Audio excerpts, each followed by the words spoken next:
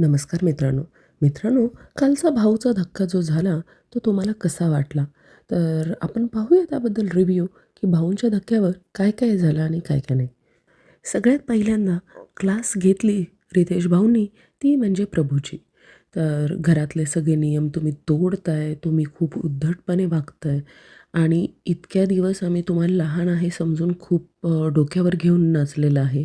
पण आता तुमचं अति चाललंय, उद्धटपणा तुमचा वाढतोय. तुम्ही ज्या पद्धतीनं बाकीच्यांना बोलताय, त्यामध्ये खूपच उद्धटपणा असतो.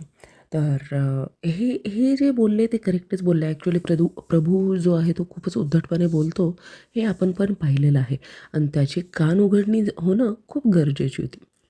तर दुसऱ्यांदा रितेश भाऊंनी विचारलं, की घरातले नियम कोण-कोण तोडलेले आहेत? तर आता यामध्ये स्वतःहून उभा राहायला रितेश भाऊंनी सांगितलं होतं. तर आता सोनाली, रुचिता, राकेश आणि दीपाली हे सगळेजण जे आहेत ते उभं राहिले आणि त्यांनी नियम तोडला होता. बाथरूम वापरलं होतं. परत नंतरनं किचनमध्ये गेले. ओमकार. तर अशी एक 5-6 जणांची कॅप्टनशिपची उमेदवारी जी आहे, ते पुढच्या आठवड्यातून काढून घेतलेली आहे.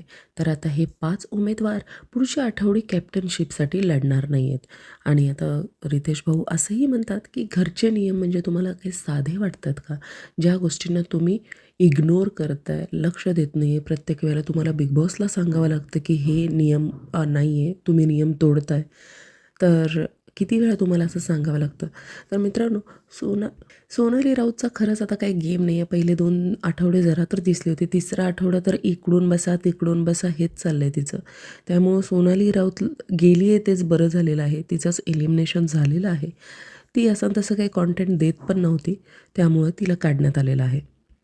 नंतर ना दिव्या शिंदेवर आणि अनुश्रीवर मोर्चा जो आहे तो वळवतात रितेश भाऊंनी आणि रितेश भाऊ सांगतात की तुमच्यामुळे प्रत्येक टास्क किती रद्द व्हायचं.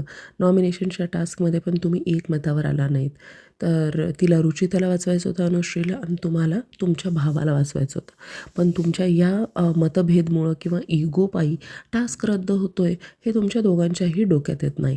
तर दिव्या तिथेही स्वतःचा मत मांडायची पूर्ण कोशिश करते की नाही सर असं नाही तसं. पण रितेश भाऊ म्हणतात शब्द पालटल्यानंतर आता तुम्ही कसं दिसतं ना म्हणजे शब्द इझिली तुम्ही पालटताय. जे तुमच्या मनात आहे ते तुमच्या ओठावर येत नाही आहे. तुम्ही शब्दांची फिरवाफिरवी करताय असंही रितेश भाऊ म्हणतात. आणि ते तर ॲक्च्युली खरं सांगायचं तर ना दिव्या शिंदेकडून काही वेगळेच अपेक्षा होते. ती बाहेर एक लीडर आहे आणि त्या पद्धतीने जर तिनं घराला लीड केली असती ना तर आपल्याला पाहायला खूप छान वाटलं असतं. पण आता तिने नुसता तिचा गेम राकेश बापट तो माझा भाऊ, तो त्याला बोलायला येत नाही म्हणून मी बोलते, ब्ला ब्ला ब्ला. पण राकेश बोलायला येत नाही म्हणून मी बोलते, हे शब्द ती बोलली तेव्हा राकेश हे काही बोलला नाही. तर बेसिकली या दोघांचं काय गेम आहे ते देवालाच माहिती. तर सरळ म्हणते की मला काही फरक पडत नाही की तू माझ्या खांद्यावर बंदूक ठेवून गोळी चालवला तरी. सर म्हणू देत त्यांना काय म्हणायचं आहे. तर बेसिकली तिला काही शब्द लागलेलेच नाही आहेत. तिचा गेम जो आहे तो फक्त राकेश बापट, ती आणि ओंकार हे तिघांचंच त्यांचा गेम चालू आहे.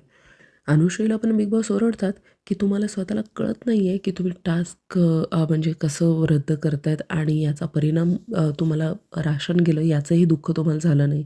तर तुम्ही म्हणजे इतकं वेगळे पर्सनॅलिटी आहेत ना, कसं पाहिजे तसं बोलायचं, रिस्पेक्ट नाही करायचं. तुम्हाला काही बोललेलं काही कळतच नाही. स्वतःचंच खरं करायचं आणि मुद्दाम इगोपायी तुम्हाला सगळी गोष्टी करायच्या असतात, असंही रितेश भाऊ म्हणतात अनुश्रीला.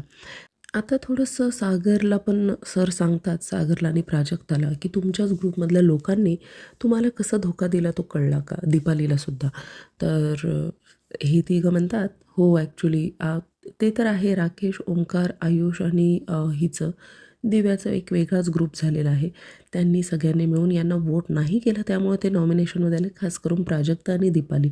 आणि दीपालीला वाईट वाटणं इतकं काही चुकीचं नाही आहे, कारण राकेश इतकं इझिली दिव्याची बाजू घेतला ना, त्यामुळं कुणालाही वाईट वाटणार. कारण दीपाली ऑलमोस्ट पहिल्या दिवसापासून राकेशसोबत होती. तर आता ही गोष्टसुद्धा रितेश भाऊंनी भाऊंच्या धक्क्यावर बोलून दाखवली, की राकेश बापट तुम्हाला कुठला तरी टास्क हवा आहे का तुमचं मत मांडण्यासाठी? तुम्ही हे बसून तेव्हाच क्लिअर करू शकत होता, पण तुम्ही क्लिअरच केलं नाही आहे. तर आता या गोष्टीवर राकेश म्हणतो, की "भाऊ मी तिच्याकडे गेलो होतो, पण ती नंतरनं बोलूया म्हटले आणि आमचं बोलणं राहून गेलं. तर सागरला पण सांगितलं की बाबा तुमचाच ग्रुप तुम्हाला साथ देत नाही आहे म्हणून तुम्ही टोळीमध्ये सामील झालात का? आता सागर पण सार्कॅस्टिकली बोलतो की नाही सर, मी असं बोललो की 4 दुने 8 झालं असं तसं.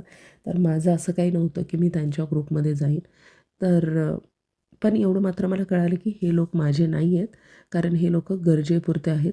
गरज मला जेव्हा असेल तेव्हा हे लोकं मला मदत करणार नाहीत, हे मात्र मला कळून चुकलं आहे. आणखीन भाऊंनी प्राजक्ता आणि करण या दोघांची पण कानउघडणी केली. जी देशाची नावं त्यांनी ठेवलं होतं, ऑस्ट्रेलिया आयुष, टांझानिया तन्वी. तर हे जे असे देशांची नावं ठेवली होती त्यावरून अ, भाऊंनी त्यांनाही ओरडलं. प्रेक्षकांना कसं कळावं की तुम्ही कुणाबद्दल बोलताय? हे सगळं असं चालणार नाही, असंही बोलतात. तर बेसिकली कालचा जो भाऊंचा धक्का होता ना, खूप छोट्या-छोट्या गोष्टींवर दाखवण्यात आला आणि म्हणजे इतकं काही त्या गोष्टींना अर्थ नव्हता. टास्कवर जास्त बोलण्यात आलं नाही. तेवढंच ते नॉमिनेशन टास्कवर बोलण्यात आलं. अ, हे जे आहेत हे खूपच नॉर्मल आहेत. आता किती जणांना वाटतंय की बिग बॉसचा हा जो आठवडा होता, तो खूपच बकवास आणि खूपच बोरिंग होता आणि त्यामुळे सरांकडे मुद्दे नव्हते म्हणून त्यांनी हे छोट्या-छोट्या मुद्द्यांवर बोलले, असं किती जणांना वाटतं? लिटरली हा आठवडा खूपच बकवास आणि बोर होता. तर मित्रांनो, प्लीज माझ्या चॅनलला लाईक करा, शेअर करा, सबस्क्राईब करा.